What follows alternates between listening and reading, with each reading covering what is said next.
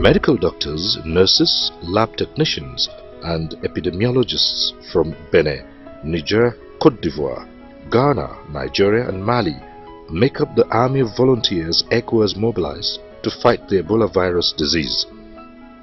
They were deployed to Guinea, Liberia and Sierra Leone, the three West African countries worst hit by the Ebola virus epidemic. 192 military medical personnel were next in line to be called up and dispatched to the front line in the battle against Ebola. This is just one face of the multidimensional war ECOWAS has been waging against a disease that scared and scarred West Africa. These ECOWAS volunteers are to support the health systems in the three countries which just could not cope with the worst outbreak of Ebola in the history of mankind. The year 2014 was the year of Ebola, a disease that so terrorized West Africa that the region of over 360 million people still lives in fear of the five-letter word Ebola. In most African cultures, the dead are treated with reverence. Burial ceremonies are sacred for the dead to rest in peace. With Ebola, the dead became untouchables. Families could not bury their dead with dignity. This was a strange disease that the people could not understand. It traumatized them. ECOWAS chairman President John Dramani Mahama says this is what makes Ebola so dangerous. That the virus dares us to compromise the impulses that exist at the very core of our humanity. Our impulse to comfort one another with love, to care for each other with the healing power of our touch, and to maintain the dignity of our loved ones even in death with a public funeral and a properly marked grave. The sad story started in the first quarter of the 2014 with Guinea confirming the epidemic on 21st March 2014. The disease spilled over to its neighbors Liberia and Sierra Leone with more devastating consequences. Soon after, Senegal and Nigeria reported Ebola virus cases, and the region and the world hit the panic button. The spread to Mali only compounded the situation as the world raised the red flag over West Africa. The Economic Community of West African States ECOWAS mobilized a regional coalition as early as March 2014 at the meeting of its Mediation and Security Council to find a swift response to the emerging human tragedy. The West African Health Organization WAHO, a specialized agency of ECOWAS, quickly diagnosed the weakness of the health systems in the affected countries. ECOWAS allocated the sum of $400,000 to Guinea, Liberia and Sierra Leone to build their capacities in the very critical area of epidemiological surveillance and response. ECOWAS heads of state declared Ebola a security threat at their ordinary summit in Accra in July 2014, but with the disease running out of control, had to convene an extraordinary summit specifically on Ebola again in Accra, Ghana, to endorse a coordinated regional response. This was an indication of how desperate the situation had become, particularly in Guinea, Liberia and Sierra Leone. The swift intervention of ECOWAS heads of state also saved the region from descending into chaos. The pace at which the disease was spreading and the rate at which it was claiming lives created a sense of panic throughout the region. Countries in the region were considering travel restrictions and bans in contravention of the existing ECOWAS protocol on free movement of goods and persons. Across the world, similar sentiments prevailed, but ECOWAS mounted a spirited campaign against the stigmatization of the West African region and insisted that affected countries will not be isolated.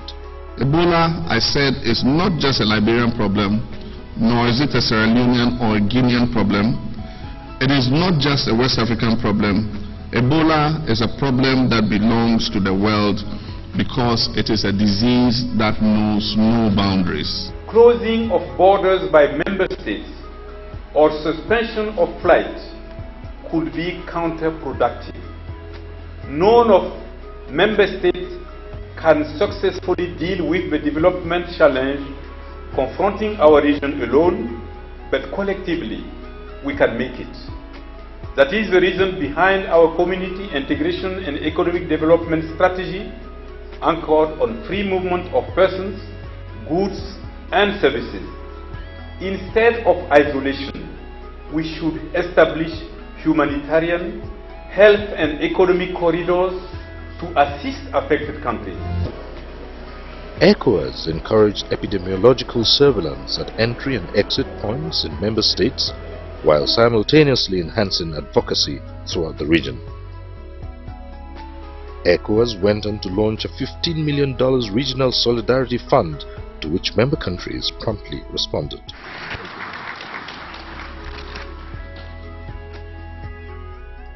Health ministers from all member states, relevant experts in the region, as well as development partners were assembled by ECOWAS to develop what has become a multi-sectoral regional response strategy in line with the measures validated by the World Health Organization. In the absence of any known cure, the thrust of the regional plan is on the prevention, containment and ultimately elimination of Ebola. Within this context, technical support to West African countries has been harmonized, as well as the mobilization of material and human resources and deployment to affected countries.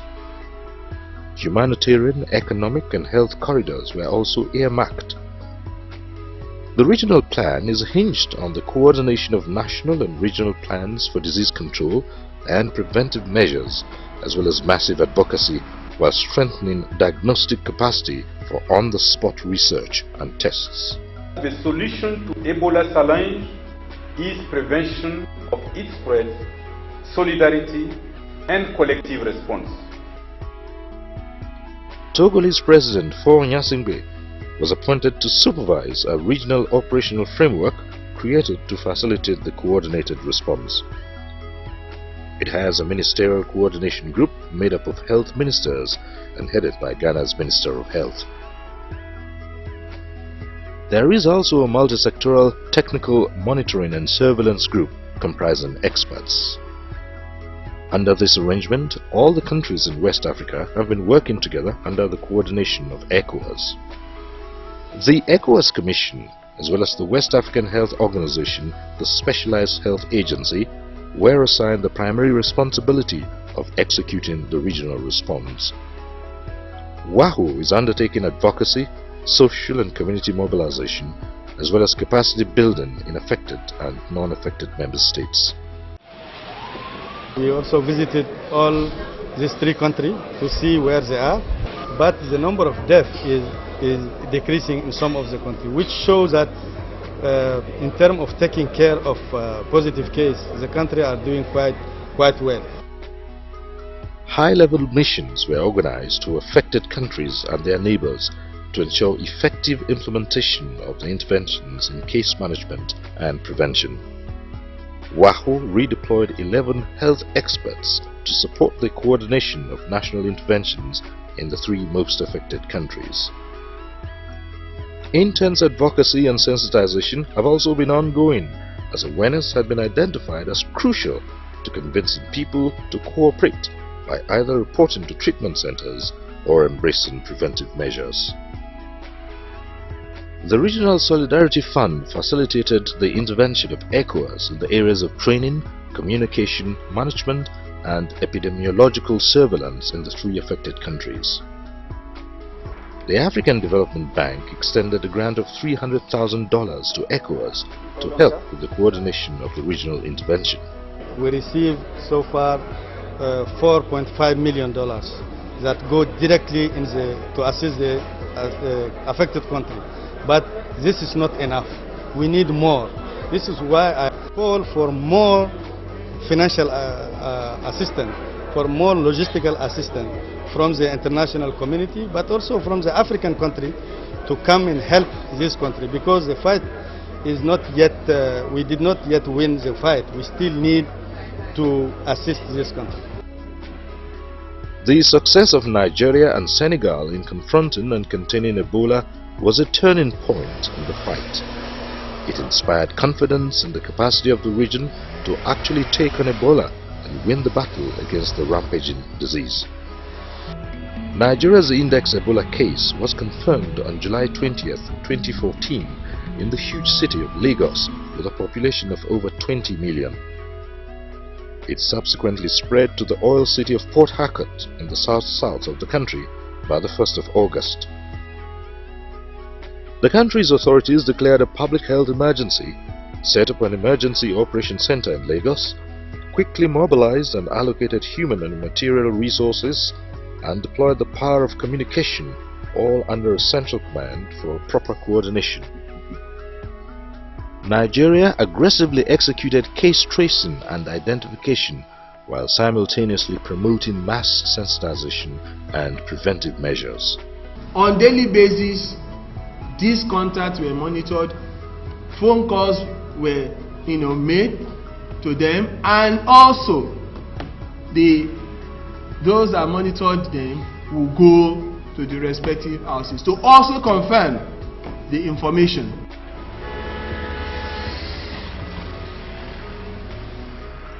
In Port Harcourt, this facility was the front line from which the battle was fought. It is called the Ebola Operation Center, from where a multi-sectoral team operated. During the operations about the Ebola management, we had full functioning place with 3 shifts of doctors, nurses, hygienists and everybody. The EOC process was such that it already had key strategic team leading groups, so the stakeholders naturally felt at ease being mainstreamed into the different groups. Like a war room, they mapped out strategies here and coordinated the implementation in a massive operation which successfully contained the spread of Ebola in Rivers State.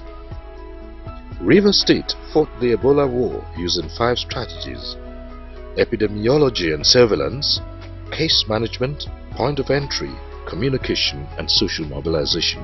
We had different units that were out doing their work, and at the end of the day, everybody fed the information they gathered or the data they gathered to the data processing unit. They now put it together such that at the end of the day is available for everybody. And that's what you saw here is also linked to what is in Lagos. We have this dashboard where we upload, those in Lagos upload, so they have an idea of what's happening here, while we too have an idea of what is happening in Lagos. So that is like a processing unit where all the data that are brought from the various units are put together and made in a form that is easily available to be referred to at the end of the day. The epidemiology and surveillance team innovated with the deployment of smartphones and the technology of the Global Positioning System GPS to map the locations of contacts and suspected Ebola cases. When the case was identified, we had to line list all the people from the family members to the hospitals to the churches. And then we now followed them up, all the contacts. And that is when we brought about the contact tracers. They were mainly volunteers. They were put in place. Every morning we had briefings with them. We trained them initially, then had briefings with them, and then on daily basis we send them out every morning to go and check the temperature of all the contacts. Once there is any temperature of 37.5 and above, they alert us and we pick up such cases. Within 2 months, Nigeria had won the war against Ebola. We are now in what we call the post-containment, preparedness phase. That is to now, mobilize and get all these states ready for any possible reintroduction of Ebola or any other new eventualities. So we have developed this plan, and the plan has taken into consideration how to improve our ability to detect, that is strengthen more laboratories, our ability to trace, that is train and position more epidemiologists and public health workers, our ability to inform, that is to strengthen our health education aspect of the work, and also ability to treat, and so we are establishing more treatment centers in the country. By October 2014, Nigeria and Senegal, which had just one reported case of Ebola, had been formally declared Ebola-free by the World Health Organization. The doctor who diagnosed the index case of Ebola in Nigeria, Dr. Stella Adadevo, ended up one of its victims, but her vigilance prompted the swift response and probably saved many lives in Africa's most populous country. The essential properties in the multi-sectorial approach successfully employed by Nigeria are the same that ECOWAS has adopted in its regional operational plan now under execution.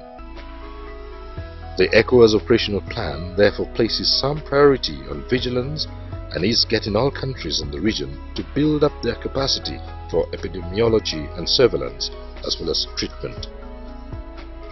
Ghana is the hub for the coordination of most ECOWAS initiatives against Ebola, as well as the hub for UN supplies to the worst affected countries.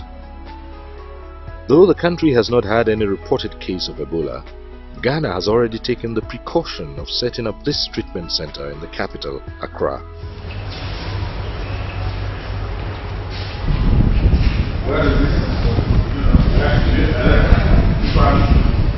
This 12-bed facility has all that is required to support an Ebola virus patient. The idea is to manage the cases here in safety, in comfort for the patients, and then also safety of the environment. ECOWAS has worked extensively with multilateral agencies and development partners to address the Ebola epidemic in West Africa. From the beginning, when this epidemic came on in this country, the head of state of ECOWAS, they are the one who had a special meeting here in Accra, and they made a big advocacy for all the community, the international community in the partner, to assist the country. It is based on this advocacy that all the partners come in and they are helping in assisting the country.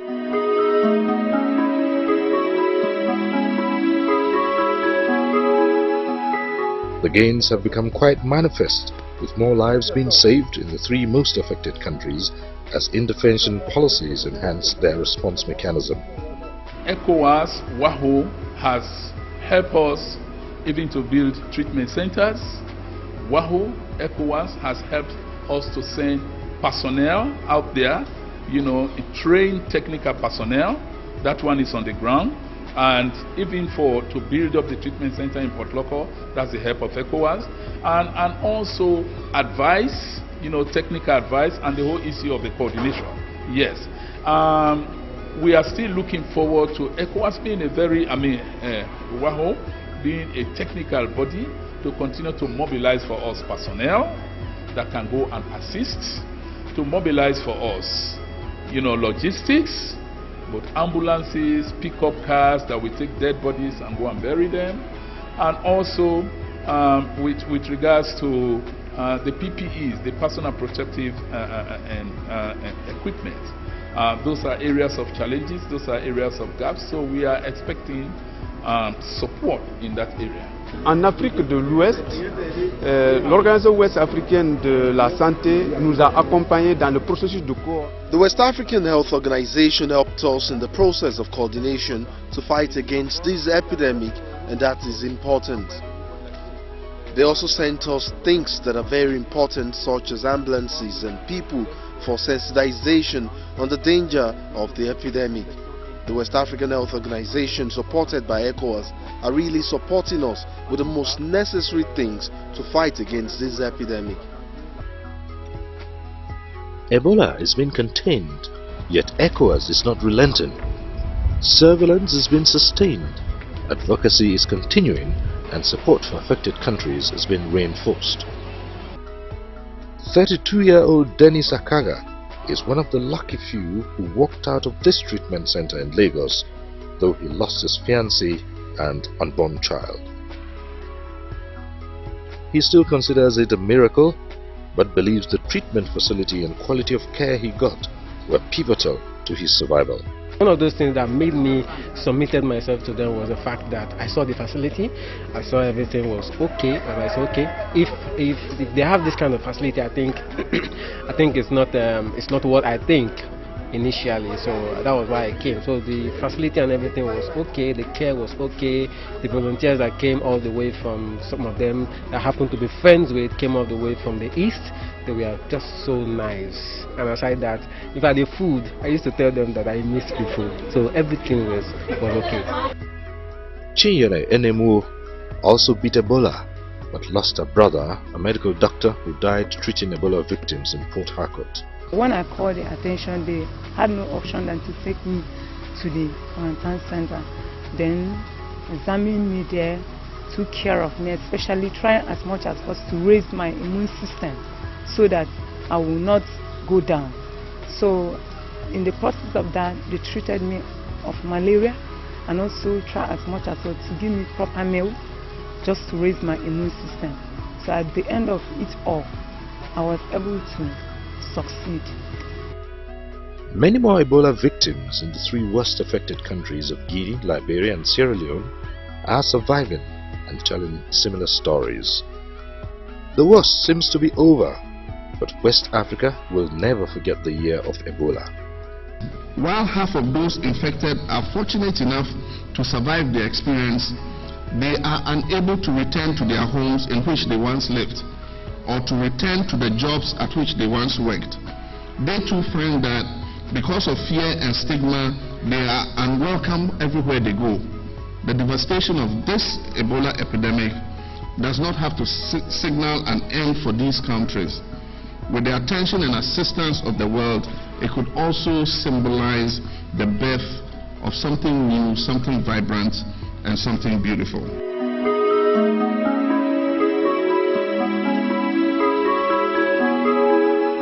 The damage Ebola has inflicted on the socio-economic fabric of Guinea, Liberia and Sierra Leone is grave and will take much longer to heal.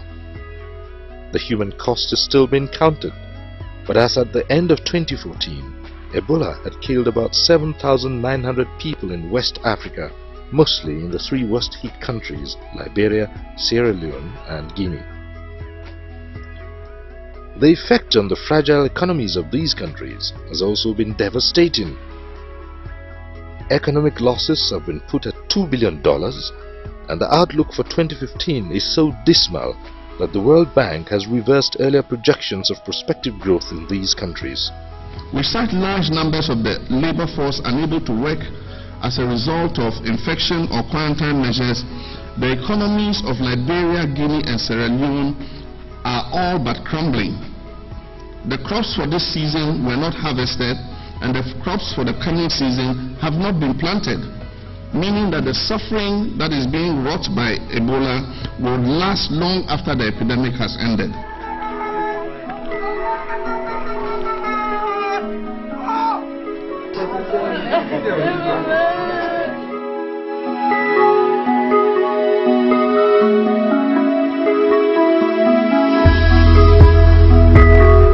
It may take a while for vibrancy to return to the affected families and societies, but ECOWAS has committed to helping the worst affected countries find their feet again. At one time, it was said that the number of Ebola patients was moving far faster than the capacity to manage them. The situation has changed drastically for the better. This army of volunteers will keep an eye on the situation. West Africa is turning the corner in the war against Ebola, but vigilance remains the watchword throughout the region. The ECOWAS Commission wishes to express our heartfelt condolences to all our member states and families who have lost loved ones in this regional tragedy.